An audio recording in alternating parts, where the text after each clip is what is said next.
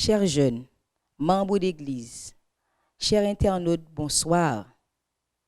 Vous qui êtes négligés, abandonnés, ou vous que les courants et les vents emportent loin de la bergerie, j'ai une bonne nouvelle pour vous ce soir. C'est que Jésus, notre Sauveur et réparateur à tous, te cherche. Il te dit qu'il sait où tu es. Il veut te réparer et t'apporter la paix dont tu as besoin. Ouvre-lui seulement ton cœur.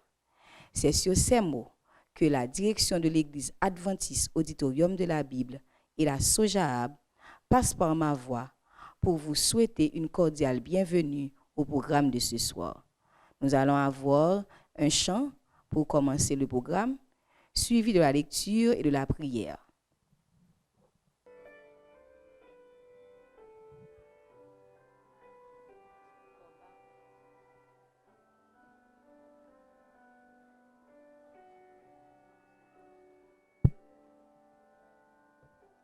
Viens à moi, mon enfant.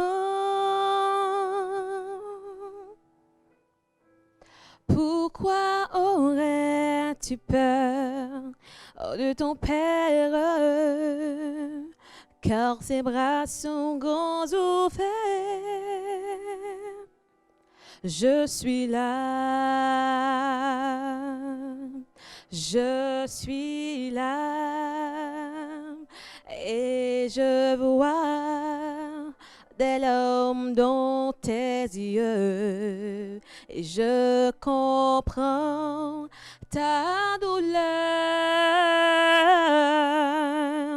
et j'entends le cri de ton cœur, mon enfant. Mon amour te consolera, car je t'aime infiniment. Alors mets ta confiance en moi, car tout ce que je dis est vrai, car je ne t'abandonnerai jamais.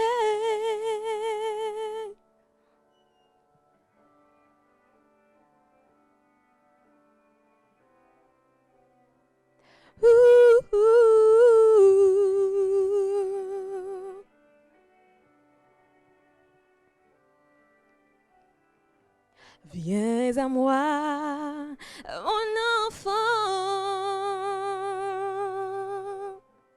Pourquoi aurais-tu peur de ton père? Car ses bras sont grands ouverts. Je suis là. Je suis là. Et je vois les larmes dans tes yeux. Je comprends ta douleur. Et j'entends le cri de ton cœur, mon enfant. Mon amour te consolera, car je t'aime infiniment. Alors mets ta confiance en moi, car tout ce que je dis est vrai, car je ne t'abandonnerai jamais. Je ne t'oublierai pas. Je te prendrai dans mes bras. Je te garderai près de mon cœur.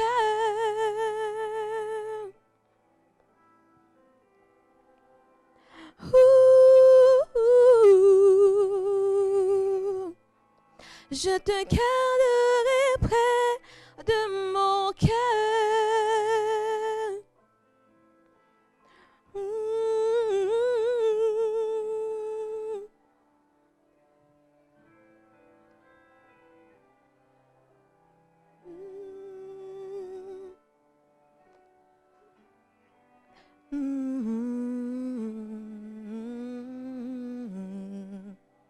je te garderai près de mon cœur. Ouh, ouh.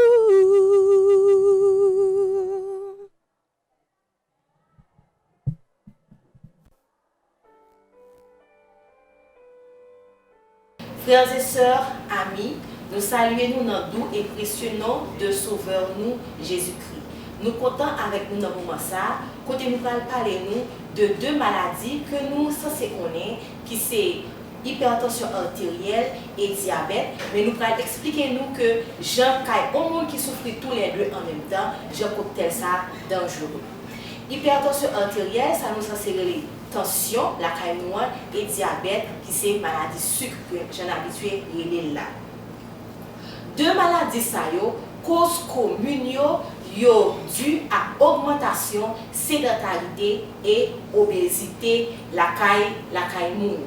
Donc, monde qui souffre de tension, yo plus susceptible pour faire sucre et pour ça tout, monde qui fait sucre beaucoup plus susceptible pour faire tension. Nous allons faire en quelques mots, nous allons définir de maladie ça pour nous. Donc, ça nous est l'hypertension artérielle là, c'est la tension dans l'artère qui a augmenté à un certain chiffre qui a provoqué maladie dans l'organisme. Et sucre là, ça nous est le diabète là, c'est l'insuline qui c'est un hormone qui est sécrété par un organe qui est encore nous, qui c'est pancréas, li pas sécrété suffisamment ou bien li pas sécrété du tout. Le comme ça, taux glycémie li mal pour contrôler parce que l'insuline n'a pas fait travail. Le monde où il y a deux maladies en même temps, où il y a plus risque pour développer certaines complications que les gens qui ont seul la caille. Donc, aux complications rénales, sous yeux, sous cerveau, sous rein. Donc, on a plus plus susceptible pour faire AVC, pour faire crise cardiaque ou bien pour gagner cécité pour finir par aveugle. Qui ça nous a fait nous-mêmes, bien que nous, alors on monde, bien que les gens aient deux maladies ça déjà, qui ça a fait qui peut aider? Premier là, c'est gagner une alimentation saine, équilibrée et variée. Quand les gens qui sont diabétiques là, ils peuvent manger de toutes bagailles bien sûr, mais il faut assurer que ils prennent par des proportions qui sont correctes. Il faut pratiquer l'exercice physique de manière régulière. Il faut assurer que lui toujours prend médicaments que le médecin prescrit. Parce que ces médicaments qui aident le corps à contrôler le taux sucre avec tension que lui fait qu'il vous contrôler la tension. C'est un conseil ça nous écouter pour nous. Nous disons merci pour écouter nous.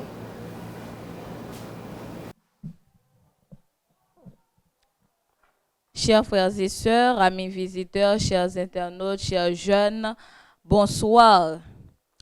Après-midi, encore une fois, nous allons passer un très bel moment de louange dans pied grand maître là. Donc, pour nous capables de faire ça, sans plus tarder, je invite nous, quel que soit côté nous, dans la chambre, dans la machine, mettez vie dans nous-mêmes pour nous capables de grand maître la louange. Nous avons chanté successivement les numéros 81 et le numéro 80 et tout de suite après, nous avons ensemble dans psaume 93, successivement sans camper. À toi la gloire et Christ est ressuscité. À toi la gloire, ô ressuscité. À toi la victoire pour l'éternité. Brillant de lumière, l'ange est descendu. Il roule la pierre du tombeau vaincu.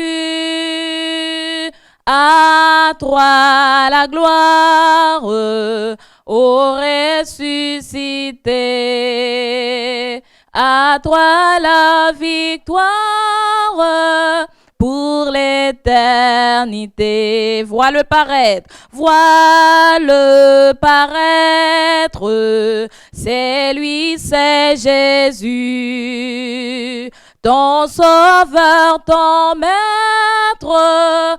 Oh, ne doute plus, sois dans l'allégresse, peuple du Seigneur,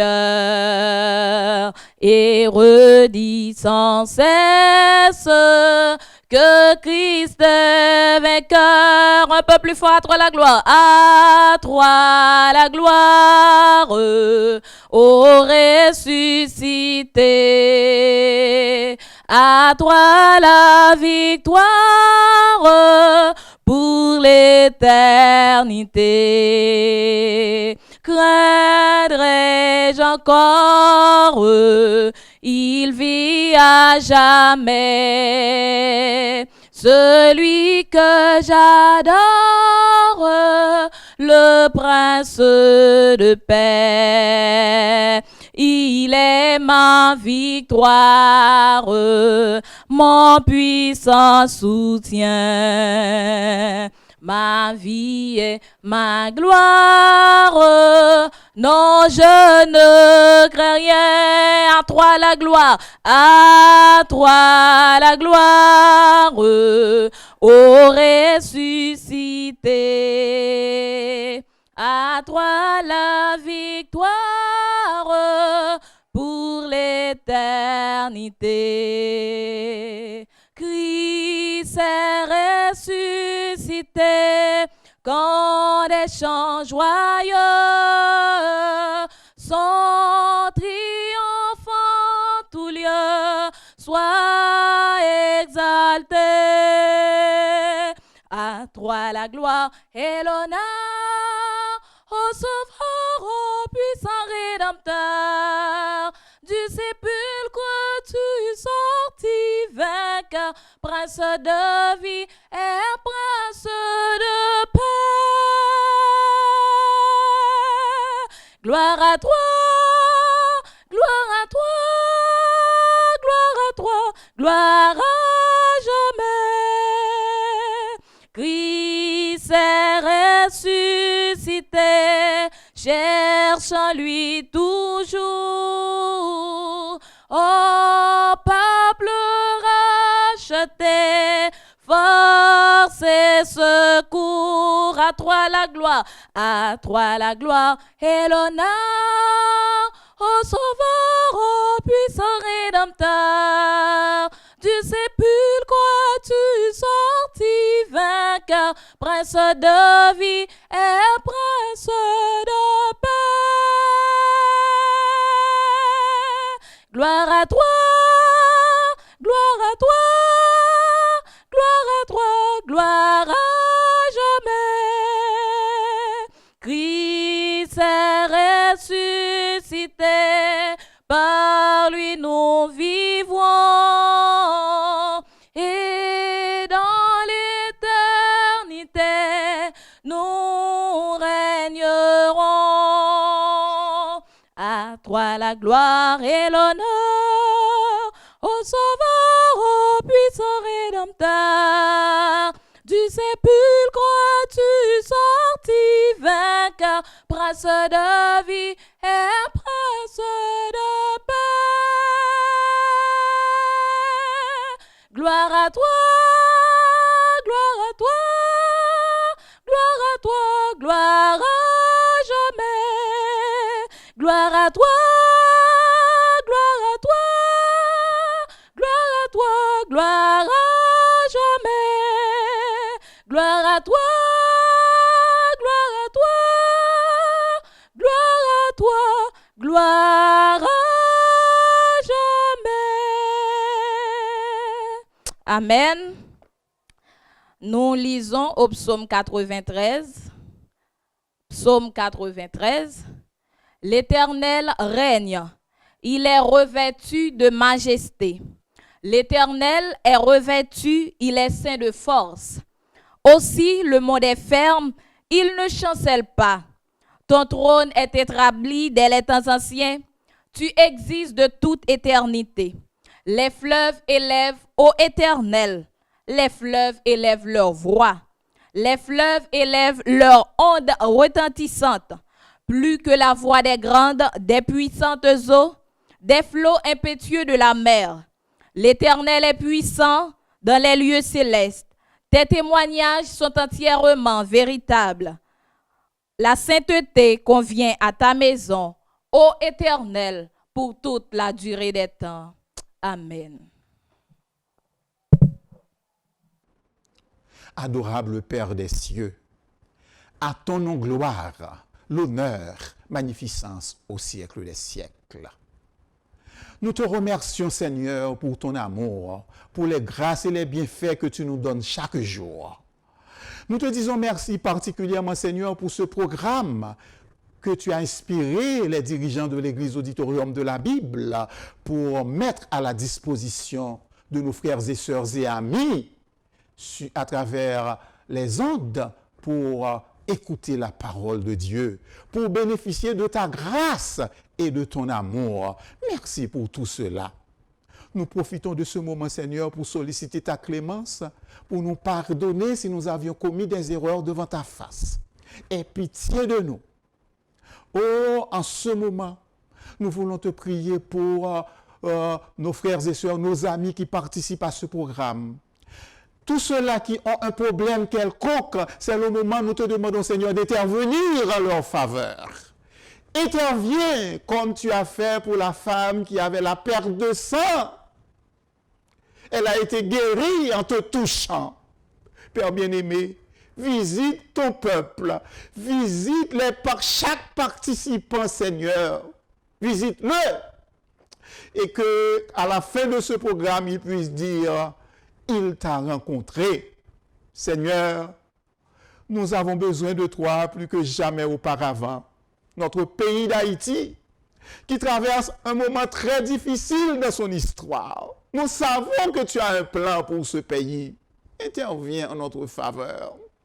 Guide, oriente les dirigeants, oriente tous ceux-là qui doivent prendre la décision pour la direction de ce pays. Et que nous puissions connaître un moment de paix et de sécurité, afin que nous puissions vaquer librement à nos occupations, aussi à prêcher ta parole. Père bien-aimé, il y a une crise sanitaire qui traverse le monde. Nous te demandons, Seigneur, de dire un mot. Hier, en écoutant la radio, la télévision, il y a certains pays, c'est des milliers de gens qui sont testés positifs. Dis une parole, Seigneur, afin que ce fléau soit disparu le plus rapidement que possible. Père bien-aimé, écoute notre prière, interviens en faveur de tous ceux-là qui participent à ce programme et que nous puissions connaître de la paix, de l'amour, de la sécurité, de la santé, peu importe où nous nous trouvons. Écoute notre prière. Haïti a besoin de toi. L'église de l'auditorium qui a un projet colossal de reconstruction du temple. L'église en a besoin. L'église a besoin de toi. Dis une parole. Interviens en notre faveur.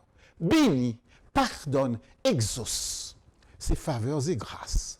Nous te les sollicitons. Nous n'avons pas de mérite, Père bien-aimé, mais c'est au nom et par les mérites de Jésus, nous te prions. À lui soit la gloire, l'honneur, la magnificence au siècle des siècles. Amen. Amen. Bonne participation à ce programme, chers amis.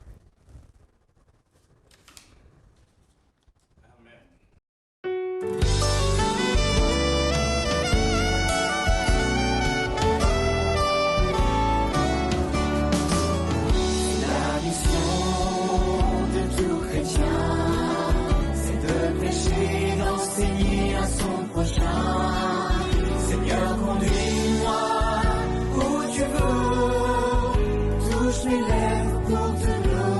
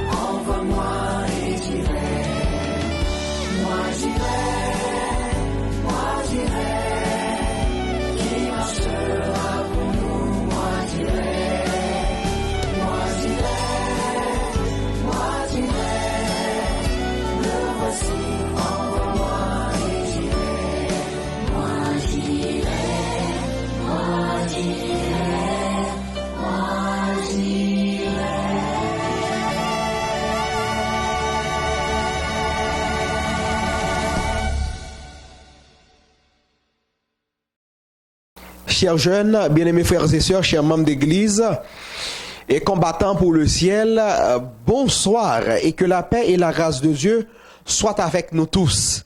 Nous sommes encore très contents d'être avec vous dans le cadre de cette semaine de rafraîchissement spirituel pour les jeunes adventistes.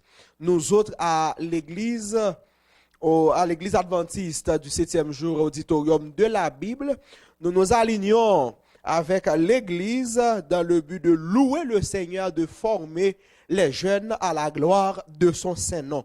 Et ce soir, le Seigneur a pour nous, une fois de plus, un message assez spécial, un message particulier et qui est titré ainsi « La belle et la bête, la vraie histoire ». La belle et la bête, la vraie histoire. Bien sûr, nous avons l'habitude qu'on entendait histoire ça ou bien garder dans la télévision, mais cependant nous allons en ce soir parler un peu plus de cette histoire, mais dans une réalité bien entendu. Le conte populaire pour enfants La Belle et la Bête présente l'histoire fantastique d'un prince qui, à cause de sort, a été transformé en monstre.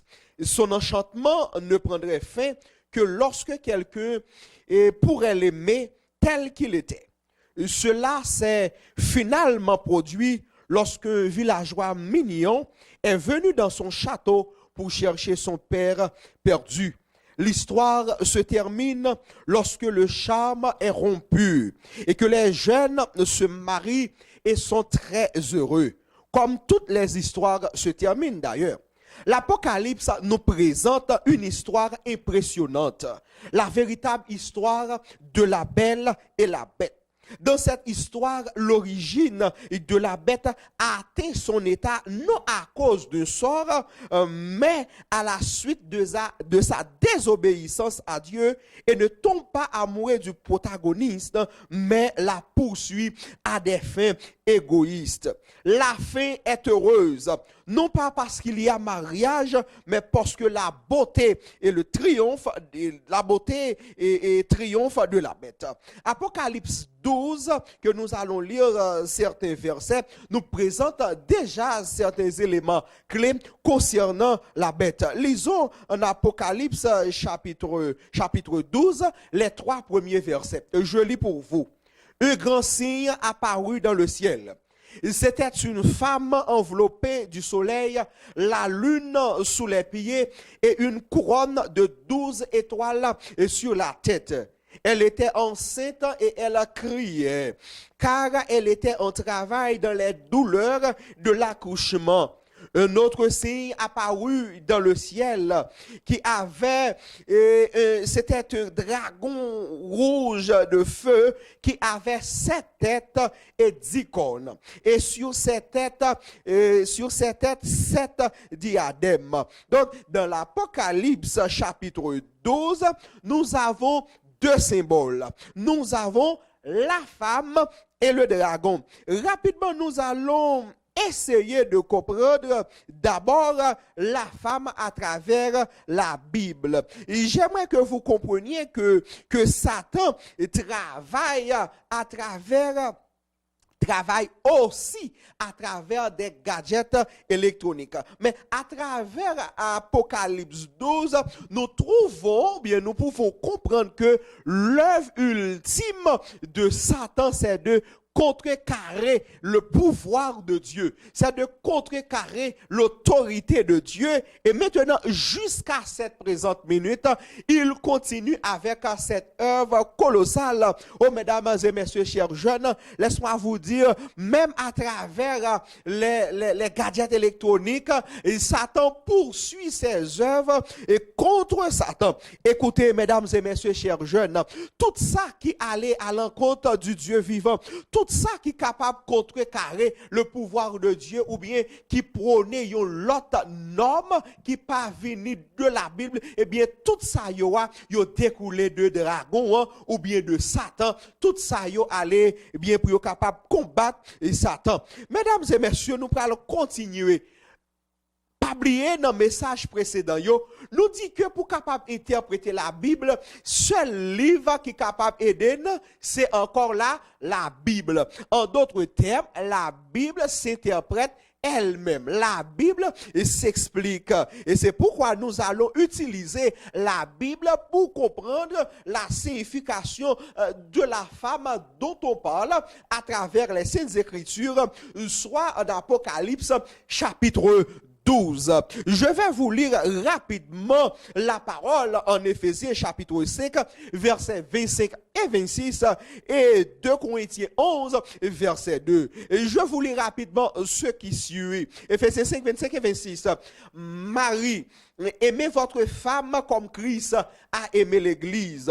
Il s'est donné lui-même pour aller enfin à la conduire à la sainteté, après l'avoir purifiée et lavée par l'eau de la parole. Et maintenant, 2 Corinthiens 11, verset 2. En effet, je suis jaloux de vous, de la jalousie de Dieu, parce que je vous ai fiancé à un seul époux pour vous présenter à Christ comme une vierge pure. Une femme pure, et telle qu'elle apparaît dans Apocalypse 12, représente le peuple de Dieu. Le peuple de Dieu ou la véritable Église. Par conséquent, le drame que nous voyons dans ce chapitre est la guerre de Satan, ou bien la guerre de Satan contre l'Église, ou la guerre de Satan contre le peuple de Dieu. Oui, mesdames et messieurs, chers jeunes, bien-aimés frères et sœurs, chers internautes, en pile fois nous poser question,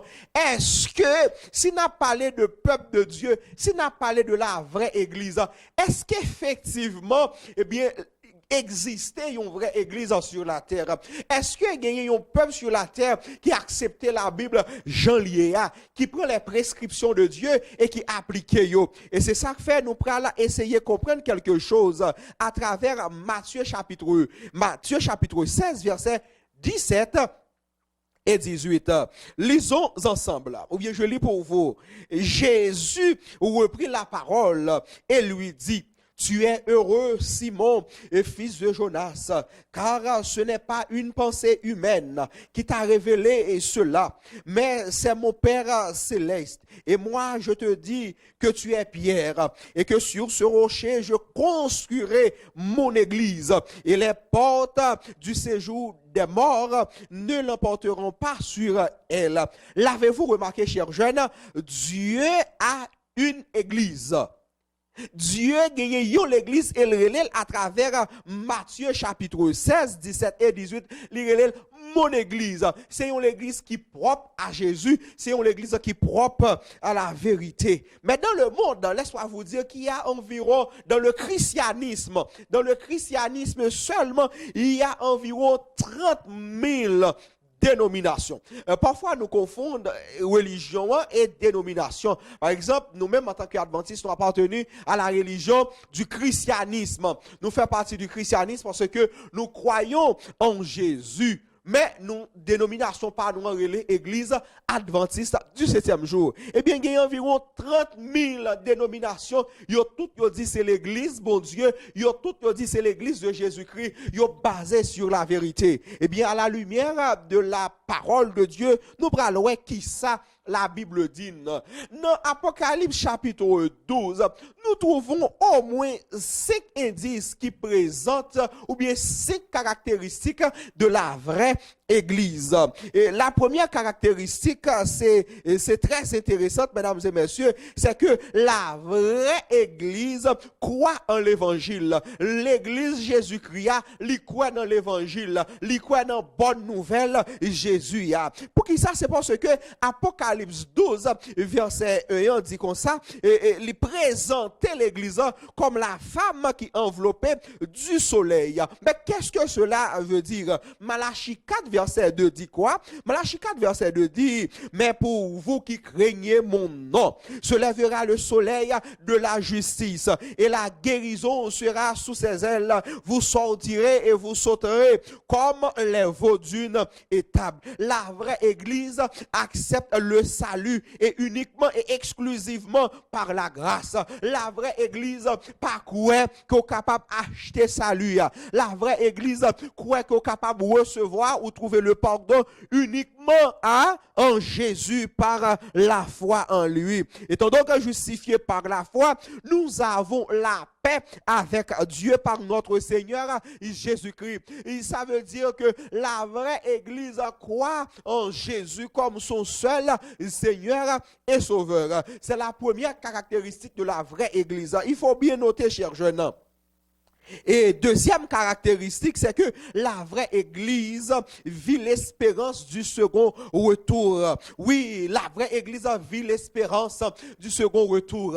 L'Église adventiste même lui prend naissance dans l'étude de la parole, dans l'étude sur le retour de Jésus. Et c'est ça même qui fait gagner le nom adventiste du septième jour. Advent pour le retour et le septième jour qui est en rapport avec le sabbat du septième jour. Oui, Apocalypse 12, verset 2, et nous présente les douleurs de l'accouchement. Et de même que Matthieu 24, verset 8, nous dit que nous présente les douleurs de l'enfantement. Ça qui aide à nous comprendre que juste avant le retour glorieux de Jésus, il y aura des moments de trouble dans le monde. Il y aura des moments difficiles. Les nations seront dans l'angoisse. Mesdames et messieurs, mais cette difficulté, ces moments de trouble, ils n'ont pas empêché, ils n'ont pas séparé de Jésus.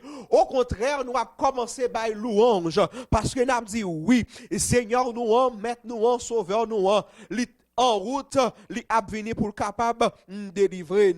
Et ça aide à nous comprendre aussi que le peuple du Seigneur va arriver dans l'heure et il va la persécuter. Il va la persécuter à cause de l'observation de la parole de Dieu. Oui, nous parlons en difficulté, mais n'ayez pas peur parce que nous avons Jésus à notre tête, celui qui gagne toujours dans les combats. Oui, la troisième caractéristique, c'est que la vraie Église est obéissante au commandement de Dieu.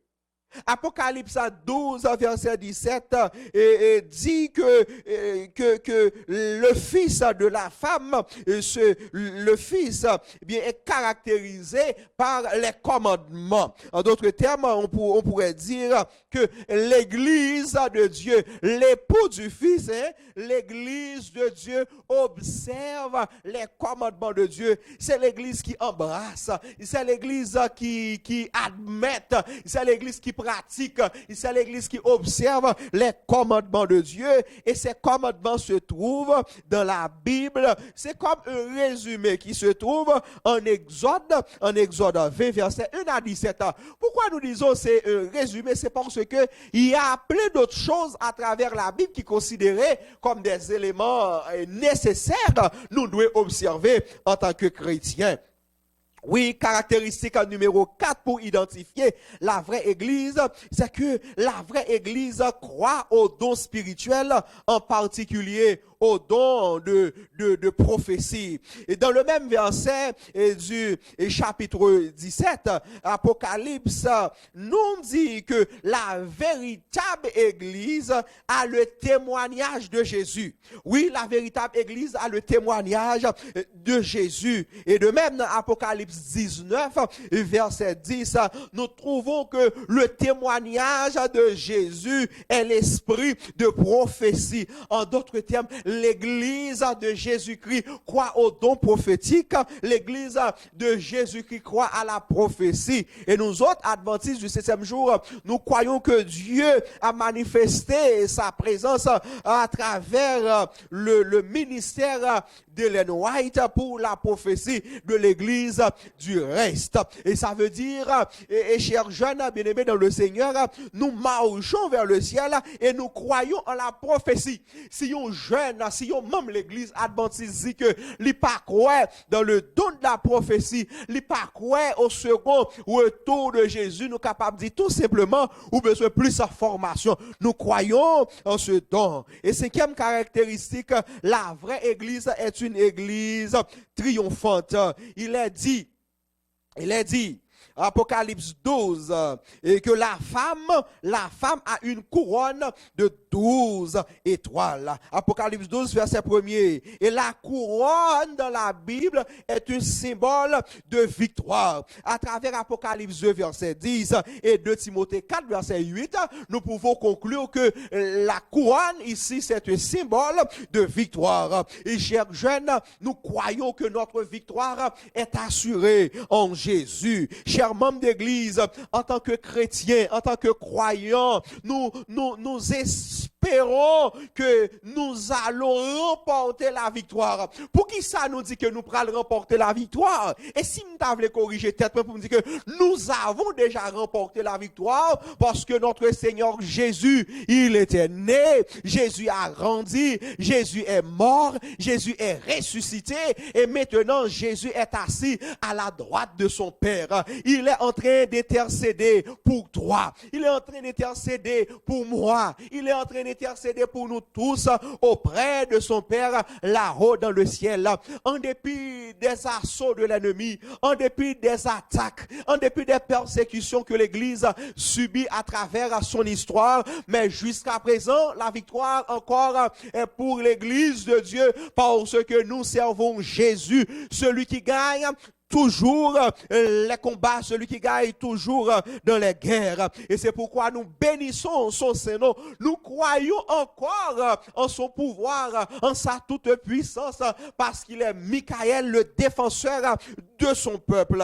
Apocalypse 12, verset 17, dit clairement que le dragon est en colère contre la femme. Et c'est-à-dire que Satan fait de son mieux pour détruire l'église du Seigneur. Et Satan persécute l'église du Seigneur. Et Satan parfois envoie toutes sortes de coups contre l'église de Jésus. Mais jusqu'à présent, mesdames et messieurs, chers jeunes, l'église reste et demeure l'église du Seigneur, la raison d'être de la présence de Dieu sur la terre, et c'est pourquoi nous bénissons son Saint-Nom pour cela. Et puisque nous avons Jésus à la tête de l'église, oui, lui qui est le bâtisseur, lui qui est le fondateur principal de cette église, nous n'avons pas besoin, nous n'avons pas de peur, nous n'avons pas de stress, parce que Jésus n'a jamais perdu de bataille, et c'est une bonne nouvelle.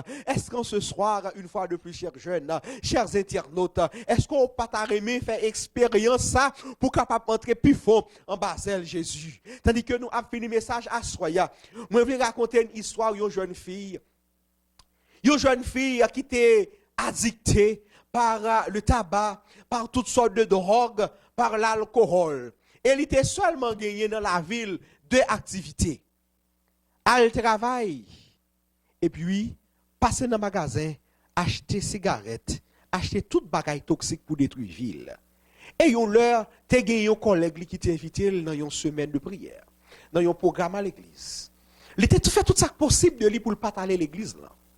Oh mesdames et messieurs, yon leur collègue la coincé, il décidé à participer.